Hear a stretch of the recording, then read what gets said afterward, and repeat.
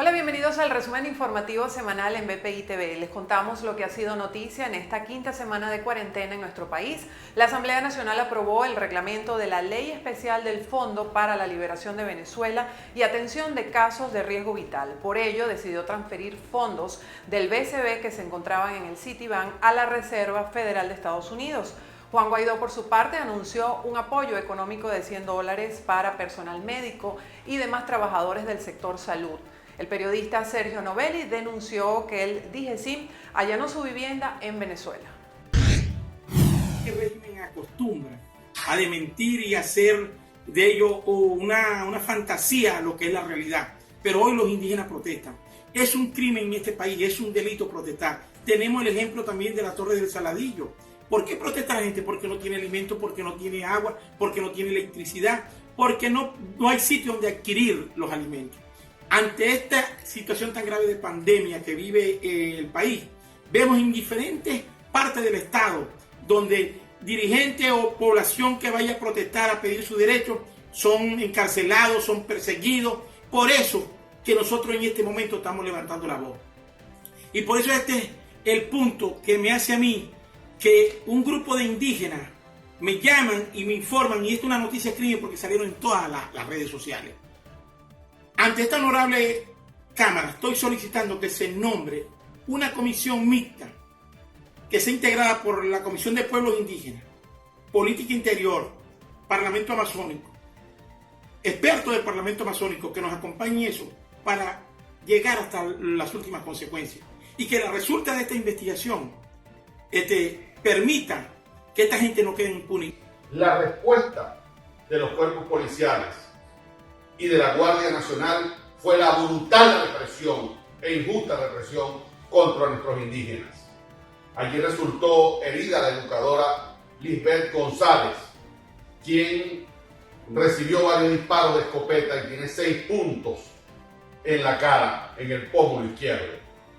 Realmente es una acción brutal contra una líder de la comunidad guayú y contra el pueblo ancestral y milenario de la Guajira. El régimen que usurpa el poder en Venezuela viola el derecho a la vida desde el mismo momento en que no garantiza el derecho a los alimentos ni a la salud, pero tampoco subsidia a la clase más desposeída en Venezuela. No es posible que haya podido diseñar un subsidio dirigido a estas familias que pueden alimentarse mientras dura la emergencia por concepto de la contaminación o contagio del COVID-19. 9 son los hechos que están relacionados con las agresiones a líderes políticos y dirigentes sociales, con persecución, con amenazas, con amedrentamiento, con amenazas directas en cadenas de radio y televisión. 4 son los relacionados detenciones arbitrarias y persecuciones relacionadas con el sector salud, a bioanalistas, a médicos, a profesores, que han sido perseguidos por denunciar la situación en la cual se encuentran nuestros hospitales o los peligros que se están corriendo ante el silencio y no la manifestación de las situaciones verdaderas. 21. Los hechos y agresiones que a periodistas y medios de comunicación hemos visto vulnerando la libertad de expresión y el derecho a la comunicación, con agresiones, con detenciones, con robo, incautación de material de trabajo, con borrarle el sistema, porque lo que se quiere, como siempre, es silenciar, amedrentar e impedir que se conozca la verdad. 2. Trabajadores de empresas del Estado que han sido detenidos, presos, por reenviar un mensaje donde se establece claramente que no se está de acuerdo con este régimen. Pero las violaciones a los derechos humanos relacionados con las comunidades vulnerables son inmensas, son incuantificables. Podemos señalar claramente que no hay ningún venezolano que no haya padecido en los últimos tiempos las reiteradas violaciones en cuanto, por ejemplo, a la carencia del combustible. Este es un problema transversal que afecta la vida comercial, económica, particular de todos los ciudadanos. Esto es producto, por supuesto, de la responsabilidad de quienes han destruido la industria petrolera al punto de hoy estar evidenciando un desplome de más del 67% de esta producción en los últimos 7 años. Hoy estamos produciendo apenas el 14% de lo que este país producía de barriles de petróleo al día en el año 1998, cuando producíamos 3.5 millones de barriles. Hoy estamos pagando la gasolina más cara del mundo, entre 2 y 6 dólares por litro. En el municipio del Callao, por ejemplo, en nuestro estado Bolívar, se está cotizando la gasolina en 6 dólares el litro, y así en toda Venezuela, entre 2 y 6 dólares, mientras el precio promedio mundial de ese mismo litro de gasolina es de 0.95 centavos de dólar. La devastación de nuestra industria petrolera ha sido terrible, y más aún cuando, a pesar de la crisis, de la pandemia y de la urgente necesidad que tienen los venezolanos de surtirse de combustible, vemos cómo esta autoridad sigue enviando crudo a un régimen como el régimen cubano. Nosotros tenemos muchísima preocupación porque nos genera muchas dudas, porque sabemos que la refinería del Palito tiene mucho tiempo sin funcionamiento por falta de mantenimiento, por falta de repuestos, que por cierto están siendo adquiridos a través del desmantelamiento de la refinería en Paraguaná. El coronavirus ha llegado a más de 180 países en el mundo, y solo Venezuela es el único país que presenta una crisis de combustible como esto, agudizando aún más esta terrible situación social que estamos viviendo. Yo quiero aprovechar estos minutos para ser portavoz de diferentes productores, de gente del campo, por ejemplo, de la parte alta de Sanare, de Humocaro, la parte alta del estado Lara, o los productores de lácteo, de Carora, o los productores de piña y de melón de la parte norte del estado Lara, que nos han mostrado las terribles consecuencias que va dejando la crisis de combustible. Pérdidas inimaginables en sembradíos que no han podido ser retirados por falta de combustible, pero también un esfuerzo importante y sobrehumano de poder hacer lo humanamente necesario para que en la dieta del venezolano no falte absolutamente nada, a pesar de las enormes complicaciones. Pero también hay otras áreas que son realmente complicadas. Por ejemplo, los pacientes renales. Hace algunas semanas veíamos testimonios muy dolorosos de pacientes caminando kilómetros para poder llegar a sus centros de diálisis por la crisis de combustible y no tener transporte para llegar a sus sitios de dializado. O por ejemplo, enfermeras que me comentaban del Hospital Central la semana pasada, una enfermera que camina 12 kilómetros para llegar al hospital, y evidencia el compromiso, sin duda alguna, de esa venezolana, así como de millones de venezolanos, por garantizarle la vida a otras personas. El periodista Sergio Novelli denunció que funcionarios adscritos a la Dirección General de Contrainteligencia Militar allanaron su casa ubicada en Venezuela, en la que se encontraba viviendo una familia de corte religioso pastoral, a los cuales les retuvieron parte de sus computadoras. A través de un video que publicó en sus redes sociales, Novelli explicó que tiene más de 2 años viviendo fuera de Venezuela, en los Estados Unidos, y la única propiedad que conserva en Venezuela es el domicilio donde reside sus padres. En el estado Bolívar, la noticia más importante de la semana fue el reclamo que hicieron los comerciantes de esta zona del país. Ellos advirtieron que pronto podrían cerrar las puertas de los locales comerciales del sector alimentos y también algunas farmacias. Esto por la falta de gasolina. Han dicho que el pasado 20 de marzo un grupo de empresarios envió una solicitud a la gobernación para que entregaran salvoconductos, pero casi un mes después esto no ha sido respondido. Han dicho que los más perjudicados podrían ser los ciudadanos que están viviendo cerca de estos supermercados, de estos abastos y de estas farmacias, porque se quedarían sin opción de poder comprar un alimento o un medicamento sin tener que recorrer grandes distancias, porque hay que recordar que en medio de la cuarentena ha sido suspendido completamente el suministro de gasolina. Ellos, por supuesto, hacen un llamado al gobierno regional a que se instalen mesas de trabajo y que de una vez por todas se entreguen estos salvoconductos para ellos poder mantener en pie todos estos supermercados y farmacias. Desde el estado Sucre, lo más destacado durante esta semana se encuentran los anuncios por parte del gobernador del estado Sucre, Edwin Rojas, quien informó que a partir del próximo 20 de abril se iniciará con una jornada de carnetización en los 15 municipios del estado, un censo en el sector automotor para aquellas personas que puedan garantizar que el vehículo es de su propiedad. Ellos optarán por un carnet para luego poder surtir de combustible una vez que finalice este periodo de cuarentena nacional. Entre otras informaciones, también tenemos las denuncias que han realizado el personal docente, administrativo, obrero y también el personal del Cuerpo de Bomberos de la Universidad de Oriente, quienes aseguran que durante este tiempo de confinamiento esta casa de estudio superior también ha sido víctima de desvalijamiento de los pocos espacios que se encontraban operativos antes del inicio de este aislamiento social. Por esta razón, desde el Cuerpo Bomberil de la Universidad de Oriente, Núcleo Sucre, anunciaron que debido a la poca garantía también que tienen para surtir de combustible, tienen que cesar sus funciones, ya que desde la gobernación del estado Sucre no se les da algún tipo de respuesta, por lo que ellos lamentablemente dejan de realizar el tipo de ayuda que puedan operar en caso de algún tipo de contingencia acá en el estado Sucre. Es parte de la información que nosotros manejamos hasta este momento, invitándolos a que se mantengan en sintonía de nuestra señal. Desde el estado Sucre, Venezuela, Ariana Ágreda, BPI TV. Saludos. Desde el Estado de Esparta, esta semana destacamos la redirección que tuvo el plan de control y atención al coronavirus. Esto después que la sala situacional anunciara la realización de pruebas de despistaje masivos en el municipio Gómez. Significa que el foco cambió del este de la región, en el municipio Maneiro, hacia el municipio Gómez, que es el norte de la isla. También destaca la posición del sindicato de transporte. Ellos han rechazado el criterio de distribución de las estaciones de gasolina para surtirles, porque aseguran que la que les correspondió está ubicada a más de 50 kilómetros de donde se movilizan, lo que representa consumir el 25% en ir y regresar a dicha estación. Por supuesto, esto ha minimizado la posibilidad de tener las unidades funcionando. Estas circunstancias también han llevado a que el gobernador del estado, Alfredo Díaz, de manera insistente pida que se unifiquen los criterios y las políticas públicas y de salud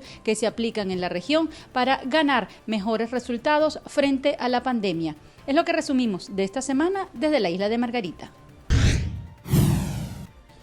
En el estado Anzoátegui, la información destacada de la semana tuvo que ver con las constantes protestas por parte de los habitantes del municipio Independencia al sur de este estado oriental. Las protestas se debieron a las fallas en los servicios básicos como agua y gas doméstico, además fallas en la distribución de combustible y de las cajas del Comité Local de Abastecimiento y Producción emitidas por el gobierno de Nicolás Maduro. Los habitantes decidieron bloquear la carretera nacional de Soledad y también la vía principal Guzmán Blanco, además del puente Angostura Este que limita con el estado Bolívar. Minutos más tarde hizo presencia policía del estado Anzoátegui en conjunto con la Guardia Nacional Bolivariana, quienes intentaron mediar con estos protestantes. Se conoció extraoficialmente que en la semana pasada autoridades municipales habían distribuido algunas cajas CLAP, pero fueron insuficientes, por lo que decidieron entonces salir a las calles y obstaculizar las vías principales en son de protestas los habitantes específicamente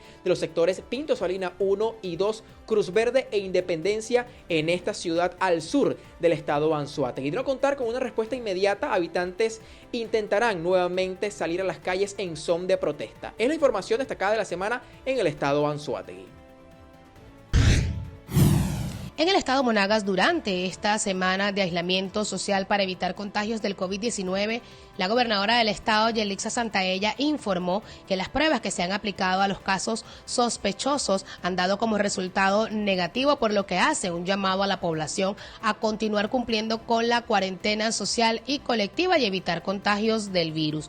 Asimismo, resaltó que podrán garantizar la distribución de combustible a médicos y enfermeras que se encuentren trabajando durante esta cuarentena y de esta manera puedan movilizarse a los hospitales a cumplir con sus guardias correspondientes. Por otra parte, informó que continuarán realizando actividades de desinfección en esta oportunidad en los 13 municipios correspondientes al estado Monagas, en los mercados populares, calles y avenidas de estos municipios, cumpliendo con las normas de higiene establecidas por las autoridades sanitarias.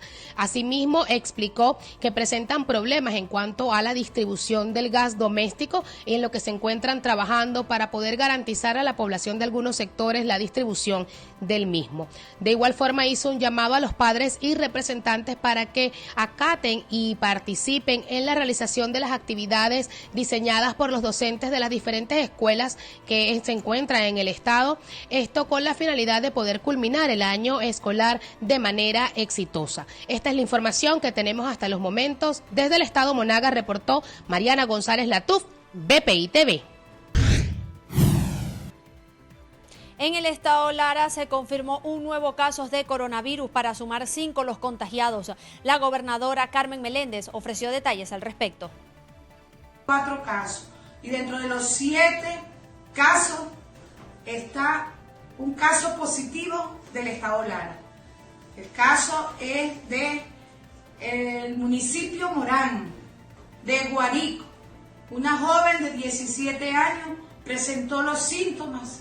El día lunes fue llevada al hospital del Tocuyo, donde se le hicieron los exámenes por presentar fiebre y cefalea, dolor torácico y disnea, y después se hospitalizó en el CDI Centinela de Guajirita.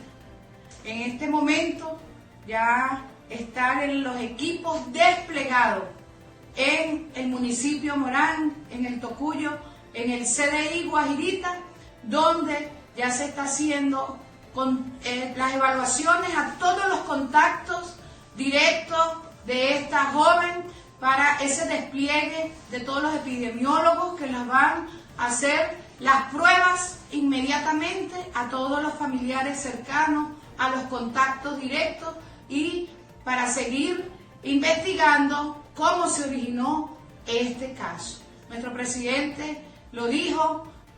Ante esta situación de tener 5 contagiados de COVID-19 en el estado, la primera mandataria regional ordenó vigilancia epidemiológica y desinfección estricta de todas las áreas del estado Lara a fin de evitar mayores contagios.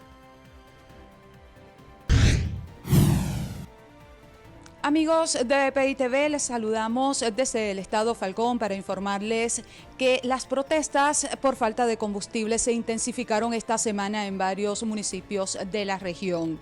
Productores agropecuarios, taxistas, motorizados y comunidades cerraron las principales arterias viales para exigir a las autoridades la venta de gasolina. En la Sierra de Falcón, específicamente en la población de Churuguara, municipio Federación, productores agropecuarios se concentraron y rompieron la cuarentena social para denunciar presuntas irregularidades en el despacho de combustible por parte de los cuerpos de seguridad del Estado que están a cargo de las estaciones de servicio. Esta manifestación fue dispersada con bombas lacrimógenas lanzadas por efectivos de la Guardia Nacional. En el occidente de la región, cerca de Sabaneta, municipio Miranda, los pobladores cerraron el paso en la carretera Falcón-Zulia y secuestraron 3 gandolas de PDVSA cargadas de combustible por más de 1 hora como medida de presión para exigir la venta de gasolina. Esta concentración también fue controlada por los cuerpos policiales del estado Falcón. Por otra parte, en la ciudad de Coro, unos 200 motorizados fueron retenidos por protestar también para exigir suministro de combustible. En este sentido, ante las protestas, el gobernador del estado Falcón, Víctor Clark, hizo un llamado a la conciencia social, al respeto a la cuarentena y a las medidas de estado de alarma nacional. Indicó que en este momento la prioridad es quedarse en casa para evitar el crecimiento de las cifras por contagio de COVID-19 y aseguró que se mantendrá el suministro de combustible a los sectores priorizados. Es parte del reporte que tenemos desde el estado Falcón. Martí Barbera, BPI TV. Hola, muy buenos días. A esta hora les contamos desde San Fernando, la capital del estado Apure, que la semana que recién acaba de culminar fue marcada por 3 noticias. La primera de ellas, el impasse ocurrido el lunes entre los gobernadores fronterizos del departamento de Arauca, Colombia, José Facundo Castillo, y el gobernador del estado Apure, Ramón Carrizales. José Facundo Castillo anunció que no recibiría migrantes venezolanos en suelo araucano si las autoridades del estado Apure no suspendían la medida de levantar el corredor fronterizo José Antonio Páez para garantizar las condiciones para la recepción de los connacionales. Dijo que no pondría en riesgo la salud de la población del departamento de Arauca. Esta medida o este anuncio fue desmentido por el gobernador del estado Apure, Ramón Carrizales, quien aseguró que no se había detenido el proceso de recepción de connacionales por la frontera de Apure. Sin embargo, el martes quedó totalmente resuelto el conflicto en una reunión sostenida entre el secretario de Estado de Arauca y el alcalde del municipio fronterizo José Antonio Páez, José María Romero. En esta reunión, el alcalde Romero admitió que habían hecho el anuncio de mantener 2 días suspendido el corredor fronterizo para habilitar las condiciones de recepción de los connacionales. Luego de resuelto este impasse, pasaron por el corredor fronterizo José Antonio Páez 27 venezolanos procedentes de las poblaciones colombianas de Arauca y Saravena. En otro orden de ideas, la segunda noticia más importante fue el anuncio por parte del comandante de zona número 35 de la Guardia Nacional, general Francisco Corona, de la restricción, de apretar aún más las restricciones en esta época de cuarentena, para garantizar la cuarentena. Entre esas restricciones está la restricción del combustible, autorizado únicamente para 3 grupos. El grupo número 1 son los cuerpos de seguridad, el grupo número 2 las instituciones del Estado y el grupo número 3 los productores y los comerciantes. Estas medidas fueron reforzadas con el anuncio a través del decreto 03-2020 de la alcaldesa del municipio San Fernando, Felia Padrón, de las restricciones del horario del comercio autorizado y del transporte público, tras lo cual quedó establecido que el horario del transporte público sería hasta las 2 de la tarde de lunes a sábado y el horario de los comercios sería desde las 7 de la mañana hasta la 1 de la tarde. Es por ello que luego del anuncio de estos horarios, una unidad de transporte, un autobús de las denominadas Yutón, comenzó con la recolección de personas que se encontraban en la calle luego de estos horarios y a los cuales se les ingresaba al autobús y se les daba una charla preventiva del coronavirus, luego de la cual quedaban liberados. Por otra parte, también fue noticia la detención del periodista y secretario de organización del Colegio Nacional de Periodistas Seccional Apure Amazonas, Eduardo Galindo, junto a su esposa y a su sobrino. La detención se efectuó el miércoles pasada a las 4 de la tarde, cuando una comisión del Comando Nacional Antiextorsión y Secuestro llegó hasta su casa a solicitarle que los acompañaran para que el periodista rindiera declaraciones en la sede de este organismo para dar respuesta acerca de una publicación suya hecha en su página web senderosdeapure.net.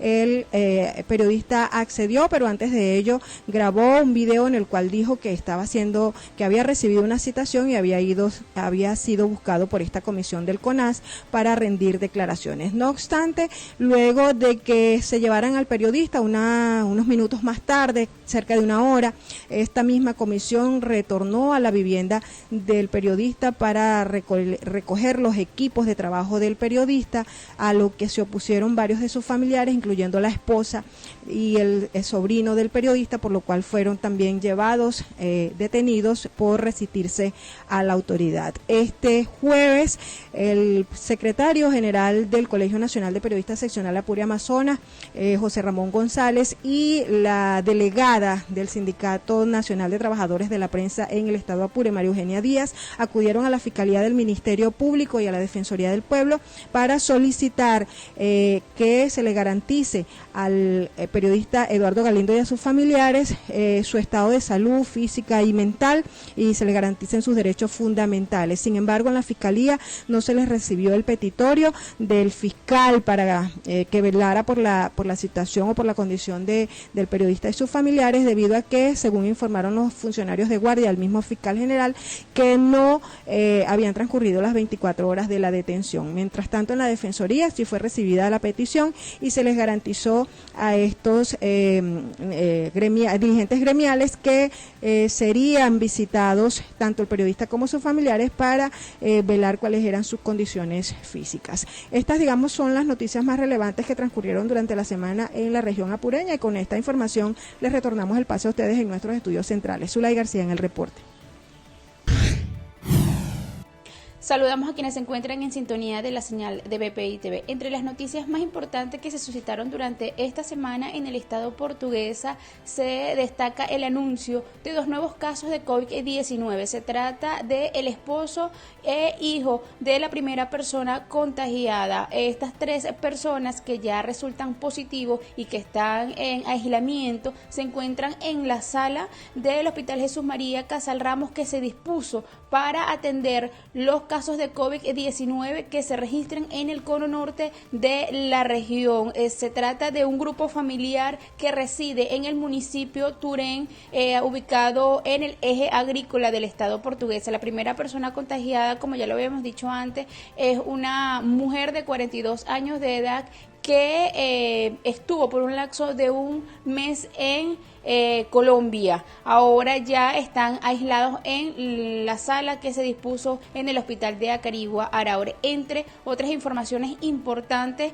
está el anuncio de más de 7.000 pruebas que se han aplicado en toda Portuguesa, según lo informó el gobernador del estado, Rafael Calle. El primer mandatario regional también implementó durante esta semana, entrando en vigencia el pasado miércoles, el plan Pico y Placa, que pretende distribuir combustible a los vehículos particulares. Serían 20 litros por cada vehículo y se llevaría los lunes, miércoles y viernes según los terminales de las placas de los automóviles. Es la información más importante que se suscitó durante esta semana en el estado portugués, y con ellas nos despedimos invitándoles a que sigan en sintonía de la señal de BPI TV. Les reportó María Ángel Moro Colmenares.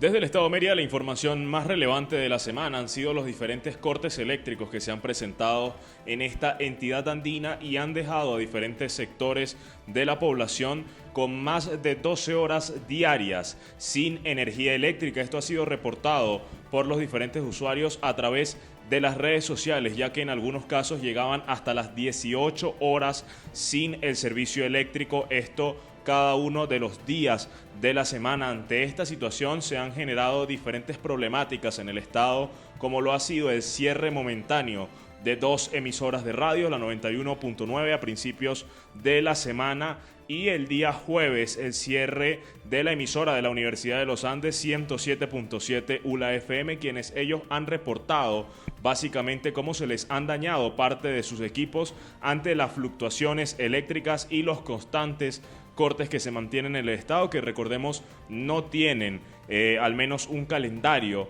para anunciarle a las personas cómo poder cuidar sus equipos, sus electrodomésticos, y en estos casos parte de la tecnología necesaria en los medios de comunicación. Asimismo, a través de esta información se ha generado la llegada al estado Mérida por parte del ministro de Energía Eléctrica, Freddy Brito, quien se ha reunido con el político merideño Jason Guzmán para tratar este tema, y han expuesto que en los próximos días estarían esperando, al menos estas fueron sus declaraciones, estarían esperando una posible solución o por lo menos una disminución en el tiempo de los cortes eléctricos. Esta es parte de la información que se ha suministrado a través de comunicados oficiales de la prensa de Jason Guzmán. Con esta información nosotros despedimos este contacto informativo, reportando desde el estado Mérida. Soy José Rojas, BPI TV. Desde el estado Trujillo les podemos informar lo que ha sido noticia durante esta semana. En lo que respecta a casos de COVID-19, el estado lleva como cifra el número 7. De estos, una persona fallecida, e indicaron que el día martes habían sido dado de alta 4 personas que ya estaban completamente sanos y estarían realizando su tratamiento preventivo. Por otro lado, también les podemos informar en materia de educación, cómo han sido los lineamientos que se han venido impartiendo desde la región. Estas declaraciones las ofreció la directora de la zona educativa, Laidelín Grimán, quien indicaba acerca de cómo serían la nueva metodología para este mes, todos los planes, continuando con las actividades vía online que tenían que hacer llegar a los educadores. Aparte de esto, también semanalmente tienen un programa de radio denominado Una Familia, Una Escuela, donde brindan las herramientas necesarias para que padres y representantes estén allí de cerca con sus hijos bajo lo que serían estas orientaciones.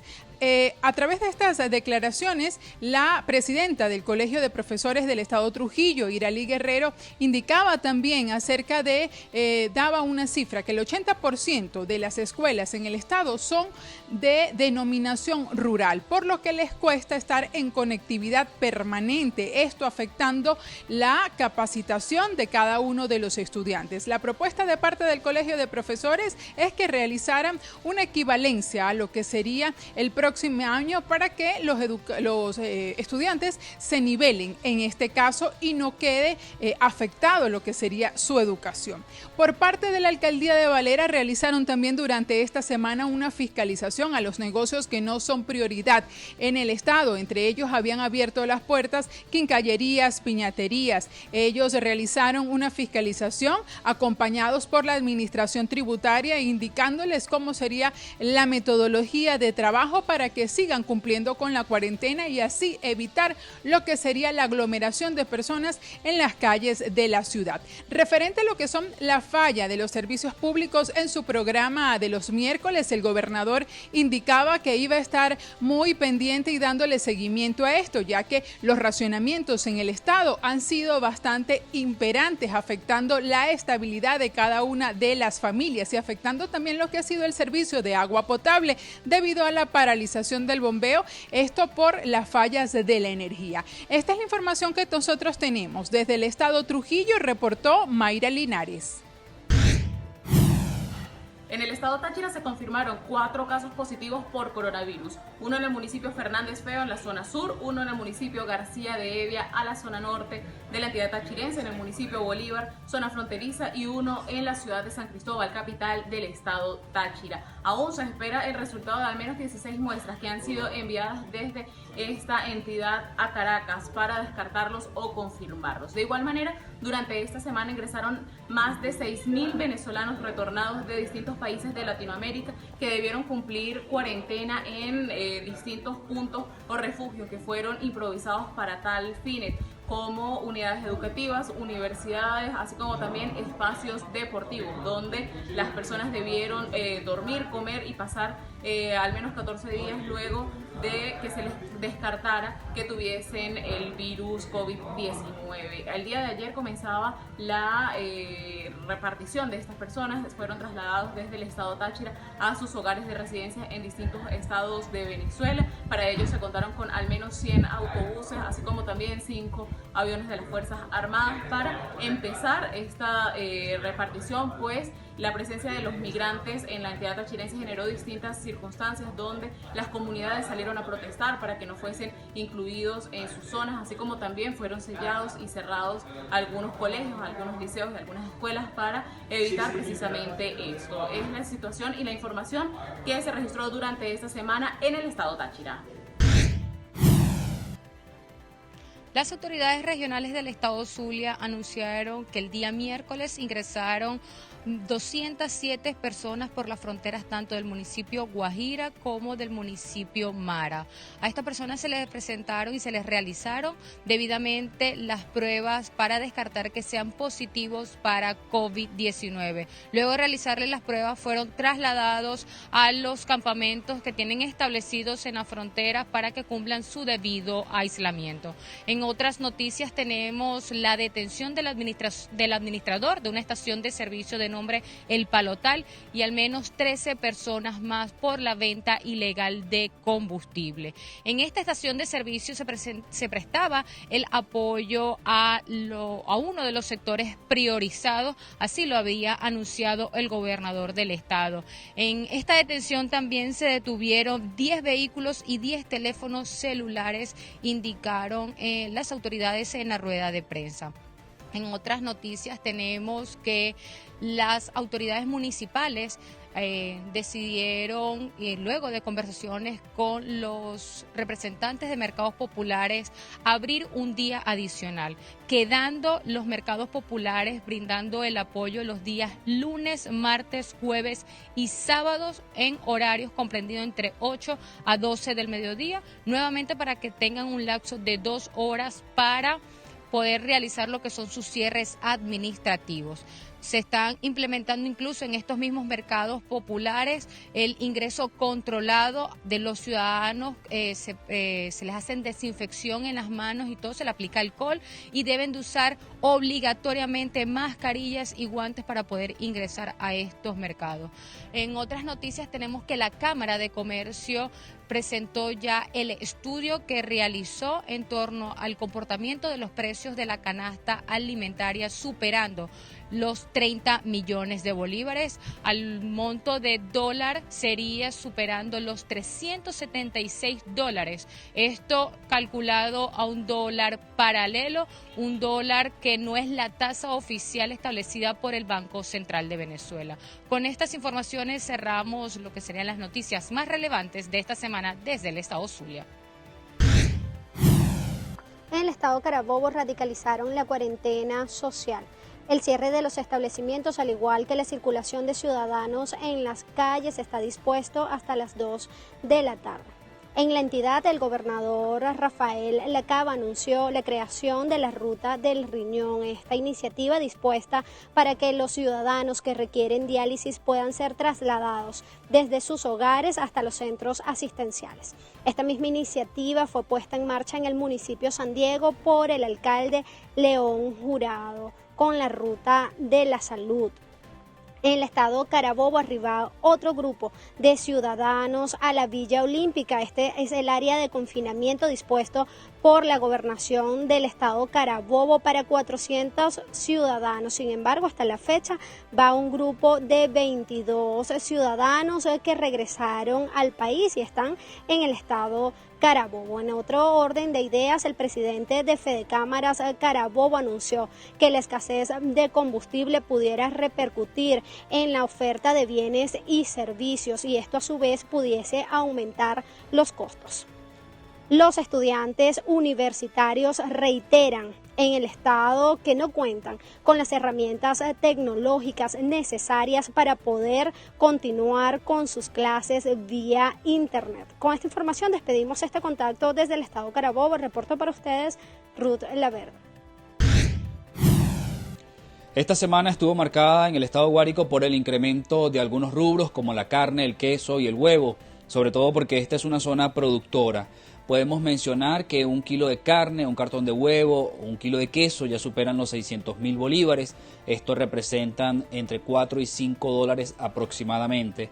Es decir, que un venezolano requiere 15 dólares para poder comprar estos tres rubros, mientras que el salario mínimo en Venezuela es de 3 dólares. También podemos destacar que este martes 14 de abril fue detenido el periodista Arnaldo Somoza en la población de El Sombrero, esto por cubrir una protesta por escasez de agua. El pasado jueves fue presentado ante los tribunales después de cumplirse 72 horas y fue puesto en libertad bajo régimen de presentación cada 60 días. Todo esto acusado por el delito de alteración al orden público. También podemos mencionar que durante esta semana se conmemoró el Día Internacional de la Hemofilia. Pacientes en esta zona del país que destacan que no cuentan con el tratamiento adecuado. Serían más de 5.000 casos en Venezuela y acá en el estado Guárico serían más de 100 los que padecen esta condición. Desde el estado Guárico para BPI TV, Jorge González. En el estado de Aragua fue noticia esta semana que cadenas de supermercados inician sus procesos de desinfección de sus espacios de manera privada para garantizar a sus consumidores más seguridad a la hora de adquirir productos en estos espacios. De igual forma, los bioanalistas del estado de Aragua aseguraron que los laboratorios de la entidad funcionan en un 50%, los que aún mantienen stock de sus insumos y reactivos y también aquellos que intercambian con otros laboratorios estos productos. De igual forma, la Federación Venezolana de Industriales de la Panificación y Afines, FEDIPAM, indicó que se van a extremar las medidas de seguridad y de prevención en las panaderías luego de que se registraran contagios en una panadería de la entidad aragüeña. Por su parte, la Federación de Trabajadores del Estado Aragua denunció o se unió a las denuncias de que hay poca dotación de protección para los trabajadores de la salud en los centros asistenciales. De igual forma, fundaciones forestales indican que más de 5.000 incendios forestales se han registrado este año en el estado Aragua y concretamente en el Parque Henry Pittier. También la gobernación del estado de Aragua ha realizado un decreto en donde establece los horarios de restricción para los comercios priorizados y autorizados para trabajar durante la pandemia o la cuarentena que está en el marco de la declaración de emergencia nacional. Es la información que manejamos en el momento en el estado de Aragua, en el reporte Reinaldo Campins. Es momento de despedirnos, como siempre agradecemos su sintonía y les recordamos que somos @BPITV en todas las redes sociales. Yo soy Mónica Velot y los espero la próxima semana.